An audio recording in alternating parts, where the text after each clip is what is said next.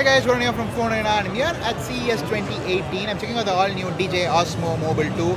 I already used the DJI Osmo Mobile and most of us in the industry use the DJI Osmo Mobile. It's a pretty cool device, especially for stabilizing your phone. And now the good news is that it's becoming cheaper.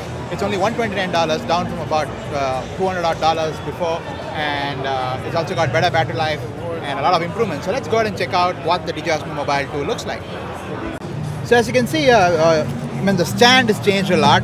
It's a smaller stand for stabilizing it or putting it on a tripod. So that's the Osmo Mobile 2. As you can see, they also replaced the charging jack.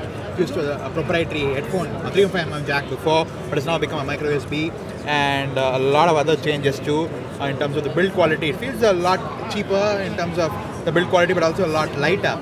And even the battery life has been improved, and seems very similar in terms of the previous DJI Osmo in terms of the kind of the design, overall design, but it's a lot more plastic and lesser metal. I feel it's this time around, but overall it seems pretty similar. And I think it looks like you can actually screw in a tripod directly on it this time around, unlike before. This is a good thing. And you also have the same dial and panning arrangements, and otherwise it's pretty much the same. So some changes, as you can see, the zoom slider has been moved to the side.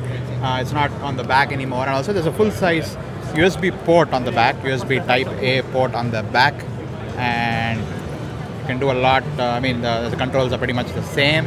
There's charging via USB, and that's pretty much it. So that's the all-new DJI Osmo Mobile 2, priced at $129, shipping later this month.